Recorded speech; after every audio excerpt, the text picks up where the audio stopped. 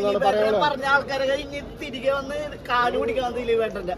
ഇല്ല, ഞങ്ങൾ 100% ഞങ്ങൾക്ക് അറിയാം ഞങ്ങളുടെ ദിലീപേട്ടനെ. ഞങ്ങള് ചെറുപ്പം മുതൽ കാണാൻ തുടങ്ങിയതാ. എനിക്കിന്ന് കേസാണ്, പക്ഷെ ഞാൻ പോയിട്ടില്ല. അറിഞ്ഞിട്ട് പോകാൻ വേണ്ടി. ഇപ്പൊ ദിലീപേട്ടനെ ഇവിടെ അനുഭവിച്ച വേദനയ്ക്ക് ഇവരെല്ലാം സമാധാനം പറയേണ്ടി വരും.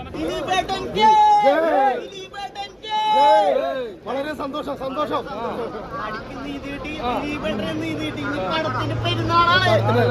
പൂർവാധികം ശക്തികളും തിരിച്ചു വരും. ദിലീപേട്ടൻ സ്വന്തം ദിലീപേട്ടൻ. ദിലീപേട്ടൻ കേരള അമ്പലങ്ങളൊന്നുമില്ല. ഞങ്ങളുടെ അണ്ണൻ ദിലീപുണ്ട്. നമ്മുടെ സ്വന്തം ദിലീപേട്ടൻ, നമ്മുടെ സ്വന്തം ആലുവക്കാര ദിലീപേട്ടൻ. അമ്പലമുള്ള ആൾക്കാരെ ഇനി ദിലീപേട്ടന്റെ പുറകാണ് തിരിച്ചെടുക്കണം. അമ്പലയിലേക്ക് തിരിച്ചെടുക്കണം ദിലീപേട്ടനെ. അതാണ് നമ്മുടെ ഒരു ആവശ്യം. അവരോട് പറയാനുള്ള അവരുടെ കഷ്ടപ്പെട്ടതല്ലേ എല്ലാവരും. ചേട്ടാ പിടിക്കലടാ, നിരപരാധിയാണ്. വളരെ കഷ്ടപ്പെട്ടല്ലേ എന്നാട്ടാ, കഷ്ടപ്പെട്ടവർക്കും മിഠായി കൊടുക്കണം. സന്തോഷമായി. എനിക്കിന്ന് കേസാണ്, പക്ഷെ ഞാൻ പോയിട്ടില്ല. അറിഞ്ഞിട്ട് പോകാൻ വേണ്ടി. അടിപൊളി. ആ പ്രിൻസ് മാത്രം കണ്ടവര് ദിലീപേട്ടന്റെ. ഇപ്പൊ സിനിമാക്കാരൊക്കെ ഇനി ദിലീപേട്ടന്റെ കൂടെ വന്ന ദിലീപേട്ടൻ എന്തൊക്കെ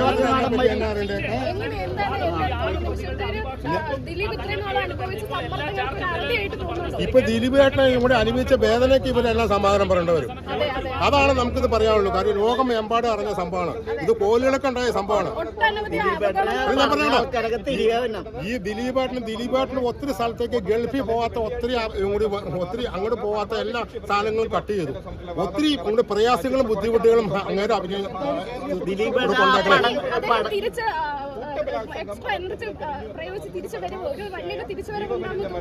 തീർച്ചയായിട്ടും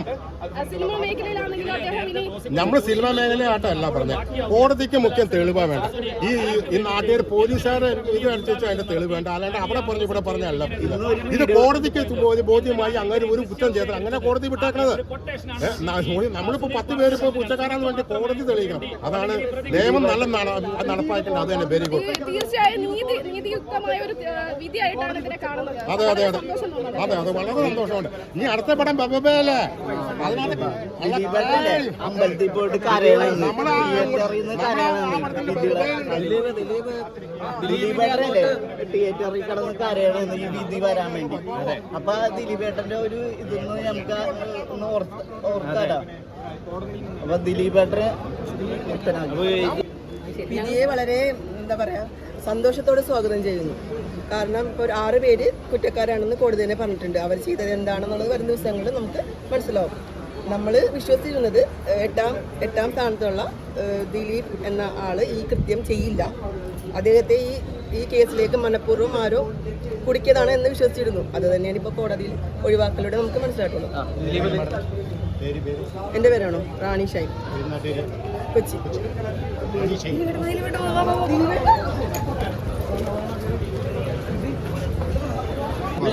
ഹാപ്പി ദിലീപേട്ടൻ. ഞങ്ങൾക്ക് 100%, 8 വർഷത്തോളായില്ലേ ഞങ്ങൾ 100% വിശ്വസിച്ചിട്ടുണ്ടായിരുന്നു ദിലീപേട്ടൻ നിരപരാധിയാണെന്ന്. ഇപ്പൊ നിങ്ങൾക്കൊന്നും പറയാനില്ല, മീഡിയക്കാർക്കൊന്നും പറയാനില്ല. ഇല്ല, ഞങ്ങൾ 100% ഞങ്ങൾക്ക് അറിയാം ഞങ്ങളുടെ ദിലീപേട്ടനെ. ഞങ്ങള് ചെറുപ്പം മുതൽ കാണാൻ തുടങ്ങിയതാ. ഞങ്ങള് സത്യത്തിന് കൂടെ തന്നെ എപ്പോഴും ഉണ്ടായിരുന്നത്. നമുക്ക് അത്രയും ഉറപ്പുണ്ടായിരുന്നു സത്യം ജയിക്കുമെന്ന്.